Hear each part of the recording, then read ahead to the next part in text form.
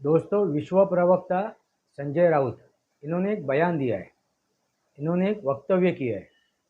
क्या किया है कि जिस भूमि पे प्रभु रामचंद्र जी का वास्तव्य है, उस भूमि पे भारतीय जनता पार्टी का पराभव हुआ है, वो हारी है भारतीय जनता पार्टी, ऐसा उनका कहना है। वास्तव में ऐसा हुआ है क्या? वास्तव में ऐसा हुआ है क्या, उसकी समीक्षा हम लोग करेंगे, उसकी जांच पड़ताल हम लोग करेंगे। आइए।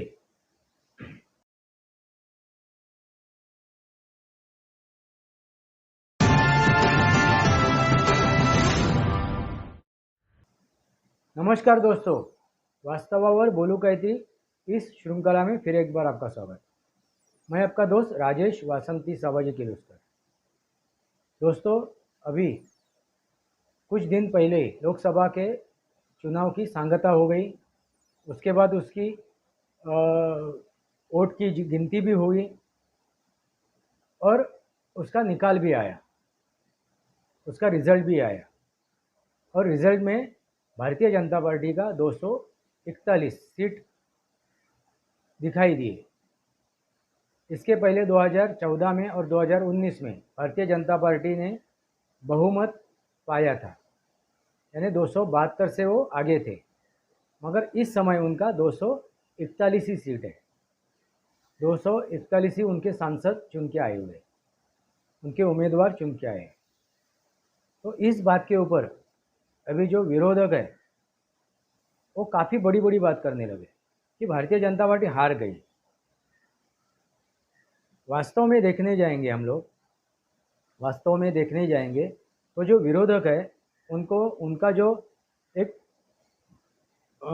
एक ये यूनिटी है, इंडिया अलायंस, उनका सबका मिलके 225 के आसपास है और अकेले भारतीय जनता पार्टी का 241 है।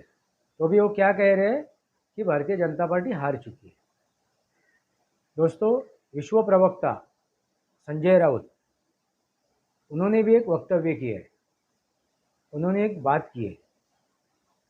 उन्होंने क्या कहा कि जिस भूमि पे प्रभु रामचंद्र जी का वास्तव्य है, उस भूमि पे भारतीय जनता पार्टी की हार हुई है। दोस्तों, वाकई में है, हो चुका है क्या? वो जो बात कह रहे, उन्होंने जो वक्तव्य किया, वो वाकई में है क्या, वो हम लोग जानेंगे। मगर उसके पहले हम लोग जानने की कोशिश करते हैं कि जो चुनाव हुआ और चुनाव का रिजल्ट आया, उसकी समीक्षा हम लोग पहले करते हैं। जब उसकी जांच पड़ताल की, किस मतदार संघ में किसका वोट मिला है, किन लोगों ने कितना वोट दिया है, मुसलमानों का वोट कितना है, ओबीसी का वोट कितना है, एसटीएनसी का वोट कितना है, दलितों का वोट कितना है, इसी सब अभी आंकड़े सामने आ रहे हैं। उसमें हमें एक बात पता चली कि मुसलमानों ने 100% वोट, अपना मतदान, वो भारतीय जनता पार्टी के विरोध में किया है, एनडीए के विरोध में किया है और उन्होंने इंडिया आघाड़ी को समर्थन किया है, इंडिया जो गठबंधन था उनको समर्थन किया है। ऐसा ही आपको दिखाई देगा। दोस्तों, यहाँ पे दो विचारधारा दिखेंगे आपको। दो खेमे में हिंदुस्तान बटा हुआ है। तो एक खेमा कौन सा है?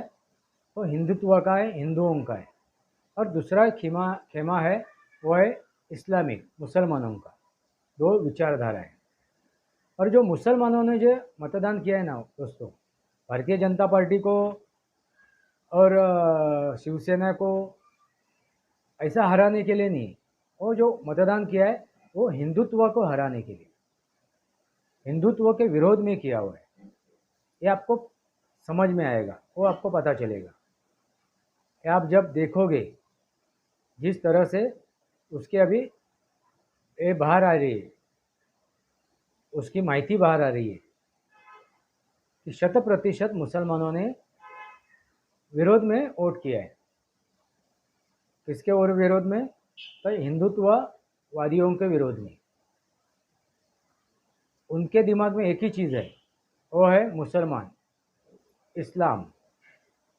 वो खुद सिर्फ अपने धर्म को मानते हैं, वो अपने धर्म ग्रंथों को, यानी वो क्या कहते हैं उसको, कुरान को मानते हैं, और वो अल्लाह को मानते हैं। उसके अलावा वो किसी को मानते नहीं। ऑल ओवर वर्ल्ड की बात कर रहा हूँ मैं, ये वसुंधरा की बात कर रहा हूँ, ये पृथ्वी की बात कर रहा हूँ। जितने भी मुसलमान हैं ये पृथ्वी तल पे, तो उनकी विचारधारा एक ही है, वो है इस्लाम। उनका एजेंडा एक ही है, वो है इस्लाम। तो इन्होंने जो वोट किया हुआ है मुसलमानों ने, वो हिंदुओं के विरोध में किया है, हिंदुत्व के विरोध में किया है। जो हिंदू का समर्थन करते उनके विरोध में किया हुआ। वो क्लीन एंड नीट है, वो पूरा ओपन है, ओपन एंड शट। समझे आप? अभी दूसरी हम लोग बात करते हैं कि जो हिंदुओं में बंटवारा हुआ, हिंदुओं में वो किस पे हुआ? जातियों के ऊपर हुआ। दलित, ओबीसी, उसमें ही कुछ वोट बटे गए, भारतीय जनता पार्टी यानी एनडीए के विरोध में गए। क्यों? क्यों? उनको जो लाभ मिलना था वो मिला नहीं, लाभार्थी है। क्योंकि हिंदुओं ने पहले एक ही बात समझिए, लाभार्थी, लाभ, अन्न वस्त्र निवारा, हमें लाभ किधर मिल रहा है, कौन हमें लाभ दे रहा है, बस इतना ही देखा है। देश से, राष्ट्र से उनको कुछ भी लेना देना नहीं है।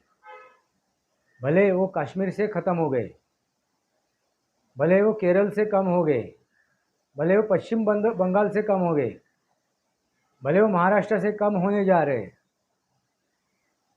दोस्तों, पाकिस्तान से ख़त्म हो गए, अफगानिस्तान से ख़त्म हो गए, बंगाल से ख़त्म हो गए, मगर उनकी नींद अभी खुली नहीं है, सनातनियों की, हिंदुओं की। यही आपको दिखाई देगा, क्योंकि वो क्या चाहते हैं? लाभ, लाभ चाहते हैं। और उसके पीछे उन्होंने अपने मतों का, अपने वोट का बंटवारा किया। यही आप जानोगे, डर के मारे हो या उन किन अन्य कारणों से हो। अभी डर क्या उनके दिमाग में था, दिल में था? वो है संविधान बदल जाएगा, दोबारा पंतप्रधान नरेंद्र मोदी जी बनते हैं तो संविधान बदलेंगे, लोकतंत्र खत्म हो जाएगा। अभी संविधान बदलेगा यानी क्या? आरक्षण जो मिल रहा है, संरक्षण जो मिल रहा है, वो खत्म हो जाएगा, यानी लाभ खत्म हो जाएगा, लाभ मिलना बंद हो जाएगा, डर के मारे। वही तो झूठ विरोधियों ने फैलाया था, परोसा था। संविधान खतरे में, लोकतंत्र खतरे में। दोस्तों, ये झूठ के वजह से ये सब कुछ हो चुका है। एक उदाहरण के तौर पे देता हूँ मैं। मेरी सोसाइटी है, उस सोसाइटी में एक पदाधिकारी है, उसने अभी एक बात फैलाई, झूठ फैलाया। अभी आज ही मुझे पता चला, एक सदस्य ने मुझे वो बताया। उसने क्या कहा कि जो अभी रीडेवलपिंग हम लोग करने जा रहे हैं, मेरी सोसाइटी के रीडेवलपिंग होने जा रहा है, सेवम डेवलपिंग, यानी हम लोग सब सोसाइटी के सदस्य मिलके डेवलपिंग करने जा रहे हैं, स्वयं डेवलपिंग में। उसका काम रुका है, सेल्फ डेवलपिंग में काम रुका है। क्यों रुका है? राज्य सरकार की वजह से। उसने क्या फैलाया, क्या बात की उसने, क्या लोगों के आंखों में धूल फेंकी है कि राज्य सरकार के वजह से ये काम रुका हुआ है, नहीं तो 90% काम हो चुका है। देखो दोस्तों, उसने ठेकरा किसके माथे पे फोड़ा है? युति सरकार की, राज्य सरकार की। असल में क्या है? वो कायदा, नियम और हक तोड़ के उसको दर्दनाक करते वो काम करने की कोशिश कर रहा है, किसी का हक छीनने की कोशिश कर रहा है, किसी का हक छीनने की कोशिश कर रहा है। मगर उसने कारण क्या बताया कि राज्य सरकार की वजह से ये काम रुका हुआ है। झूठ। देखिए वो उद्धव ठाकरे का समर्थक है। देखिए जैसा उसका आका है वैसा वो ही है। वो भी झूठा है, वो भी झूठा है, और ये भी झूठा है। इनको स्वार्थ साधना है, उनको मतलब साधना है। दोस्तों समझ में आया? ऐसे ही झूठ फैलाया गया। और उन्होंने झूठ कहाँ फैलाया था? व्हाट्सएप ग्रुप में, जो सोसाइटी का व्हाट्सएप ग्रुप है उसमें ये झूठ फैलाया और उभाटा को समर्थन दिखाने की कोशिश की। इसलिए मेरे सोसाइटी में भी हिंदू होके, मराठी होके भी उन्होंने भाजपा के विरोध में, एनडीए आघाड़ी के विरोध में, शिवसेना के विरोध में मतदान किया। और उसका कारण क्या उन्होंने बताया है? गुजराती मराठी, गुजराती मराठी। अभी ऐसा एक उदाहरण आपके सामने रखता हूँ मैं। एक जो मराठी है, हिंदू है, खुद को हिंदू समझता है, समझते थे, खुद को मराठी समझते थे, अभी वो नहीं है, जीवित नहीं है। उसका पोता जीवित है अभी, मगर उन्होंने जो अपना दुकान है, अपना गाला है, दुकान का गाला, वो एक गुजराती को दिया था चलाने के लिए। वहाँ पे किराने माल का दुकान है, वो किराना बेचता है, वो गुजराती। उसको भाड़े तत्वे पे दिया है, भाड़े पे दिया है वो। अभी गुजराती को किसने वो दुकान दिया? उस मराठी आदमी ने, उस हिंदू आदमी ने। अभी उसका पोता क्या कह रहा है? उभाटा की बात कर रहा है, अपने आका की बात कर रहा है। उसका पोता क्या कह रहा है? मराठी गुजराती, मराठी गुजराती। दोस्तों वैसे ही बात उसने पूरी एक चुनाव के दरमियान की। दोस्तों 2014 से गुजराती महाराष्ट्र में आया है क्या? मुंबई में आया है क्या? जब बाला साहब ठाकरे थे तब भी गुजराती यहाँ पे मौजूद था, मगर ठिकरा किधर फोड़ा? नरेंद्र मोदी जी के सर के ऊपर। और फोड़ने वाला कौन है? जिसके दादा ने वो दुकान, वो गाला एक गुजराती को चलाने को दिया।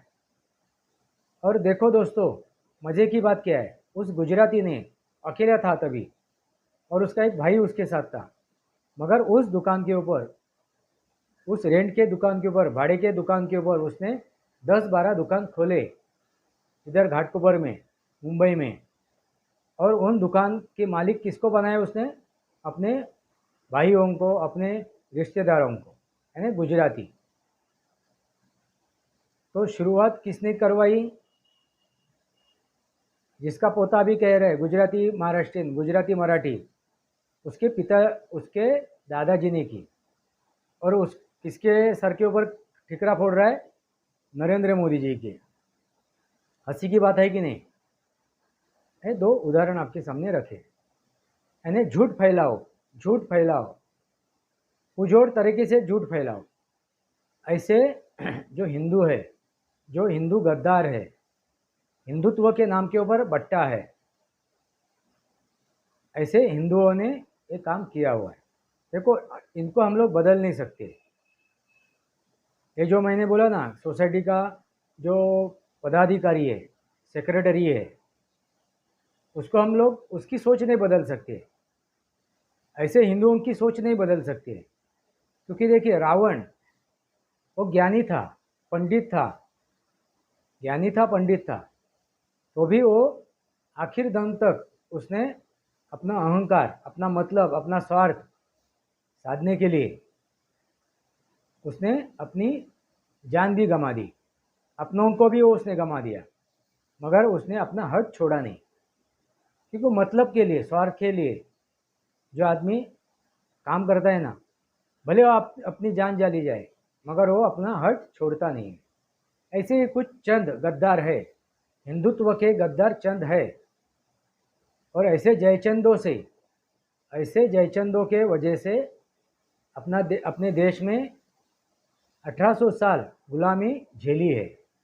ऐसे जयचंदों के वजह से, जैसा वो उद्धव ठाकरे जयचंद है, जो अपना पिता का हो नहीं सका, अपने पिता के विचारधारा का ना हो सका, तो उसका समर्थन करने वाले, उनकी चाटोगिरी करने वाले, उनके जो चमचे हैं, उनकी तो बात और ही है। और जो उद्धव ठाकरे को शिव उबाटा को जो मतदान हुआ है वो 100% मुसलमानों का हुआ है। और जो भ्रमित हुए थे, जो डर के मारे संविधान बदलेगा, अपनी लोकतंत्र खत्म हो जाएगा, इस डर के वजह से जिन्होंने नरेंद्र मोदी जी के विरोध में मतदान किया था। दोस्तों, आपको समझ में आया होगा मुझे क्या कहना है। ये पूरा समीक्षा है इस चुनाव की। ओबीसी बटे, दलित बटे, एसटी एससी बटे, यानी हिंदुओं में की बात कर रहा हूँ मैं। जो मुसलमान है ना दोस्तों, मुसलमान यानी 72 फिरकों से होने के बावजूद भी, 72 फिरके होने के बावजूद भी मुसलमान मुस्लिम हो जाता है। 72 फिरके यानी 72 जातियाँ होने के बावजूद भी मुसलमान मुस्लिम हो जाता है, इस्लामिक हो जाता है। मगर इसके उलट एक हिंदुत्व छोड़ के 36 जातियों में बटा जाता है, 36 जाति जमाती में बढ़ जाता है। वो हिंदू नहीं रहता है, वो मराठा हो जाता है, वो राजपूत हो जाता है, वो गुजराती हो जाता है, वो पंजाबी हो जाता है, वो मद्रासी हो जाता है, वो नाना जाने और क्या क्या हो जाता है। यही तो चीज़ें हैं दोस्तों, यही तो सही मसला है। तो किसने हराया, किसके वजह से 241 तक ही भारतीय जनता पार्टी जा चुकी? मुसलमानों के 100% मतों से नहीं, ना उनके वोटों से, तो जो बटे हुए हिंदुओं से।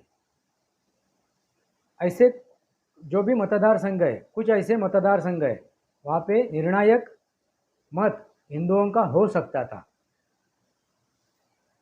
यानी 60-70 मतदार संघ है, ऐसे 60-70 मतदार संघ लोकसभा के, वहाँ पे निर्णायक हिंदुओं का मत हो सकता था। मगर वहाँ पे हिंदुओं ने हिंदुत्व के अगेंस्ट मतदान किया, लाभ के लिए, स्वार्थ के लिए, मतलब के लिए। और चंद हिंदू सो के घर पे बैठे थे, घूमने के लिए गए थे। आएगा तो मोदी ही ऐसे सोच के वो घर में बैठे थे या घूमने फिरने के लिए गए थे। इनके वजह से भारतीय जनता पार्टी 241 तक रुकी और जो 272 का जो उनका आंकड़ा था वो पार नहीं कर सके हो। क्यों? हिंदुओं के वजह से। मुसलमानों को तो हम लोग बोलने की कुछ मतलब ही नहीं, उनका एजेंडा साफ है। मुसलमानों का एजेंडा साफ है, क्लीन एंड नीट है, गजवा हिंद। मैं सिर्फ भारत की बात नहीं कर रहा हूँ, पूरी वर्ल्ड की बात कर रहा हूँ। उनको सिर्फ अपने धर्म से, अपने कुरान से, अपने अल्लाह से मतलब है और किसी से कुछ भी मतलब नहीं। वो ना किसी राष्ट्र को जानते हैं, ना किसी देश को जानते हैं, ना किसी भूमि को मानते हैं। वो मानते हैं किसको? अपने धर्म को, इस्लाम धर्म को। वो मानते किसको है? कुरान को मानते हैं। वो मानते किसको है? अल्लाह को मानते हैं। मगर जो बटे हुए सनातनी है, जो बटे हुए हिंदू है, इनके वजह से ये हिंदुत्व की हार हुई है। भारतीय जनता पार्टी की हार नहीं हुई दोस्तों, हिंदुत्व की हार हुई है। क्योंकि ये मुसलमानों ने जो मतदान किया है वो किसी पार्टी को नहीं दिए है। कौन सी पार्टी है, कौन उम्मीदवार है, वो देखा नहीं उन्होंने। हिंदुत्व के विरोध में कौन खड़े हैं? आपने तो देखा होगा, स्टालिन ने तो कई रोगों की बात की थी। उन्होंने तो, उसके बेटे ने तो हिंदुओं को क्या कहा था? डेंगू मलेरिया कहा था, HIV कहा था, काफ़ी कुछ। ये ममता बनर्जी ने कहा था वही कहा था। उद्धव ठाकरे ने क्या कहा था? यही कहा था। शरद पवार ने क्या कहा था? यही कहा था। राहुल गांधी क्या कह रहा था? यही कह रहा था, यानी हिंदुत्व को गाली दो और टाली लो। तो जो चुनाव हुआ वो हिंदुत्व के विरोध में था, इसलिए भारतीय जनता पार्टी 241 तक रुकी। अभी हम लोग बात करते हैं जो प्रभु रामचंद्र जी की बात की थी, जो विश्व प्रवक्ता संजय राउत ने, कि प्रभु रामचंद्र का शाप उनको नड़ा है। प्रभु रामचंद्र जी ने उनको रोका है, उन्होंने उनका पराभव किया है।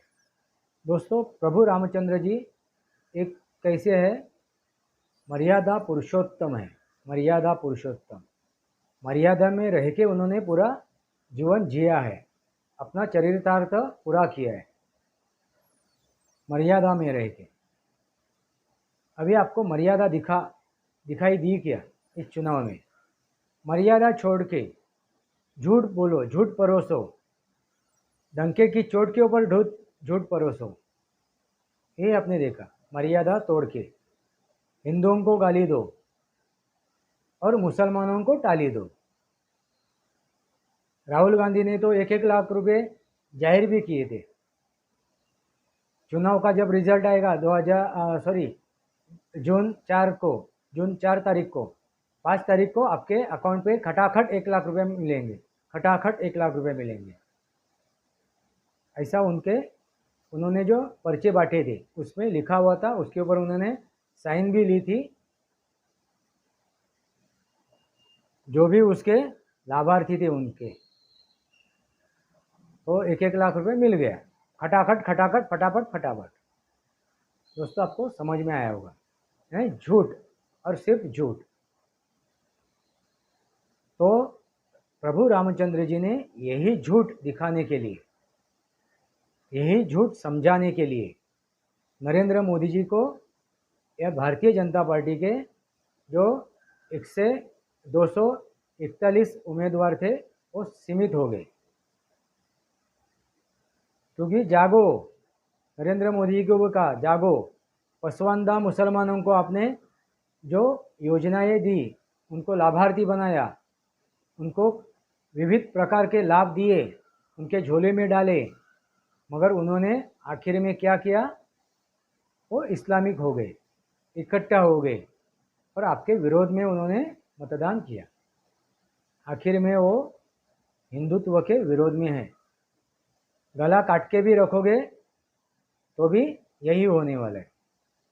प्रभु रामचंद्र जी ने उस समय में सीता मैया को कहा था कि जनता ऐसी चीज़ है कि जो पूरा राजा का खून चूस लेगी, सब लाभ पा लेगी, सब स्वार्थ पाएगी, अपना मतलब साधेगी, खून का आखिरी बूंद भी चूसेगी।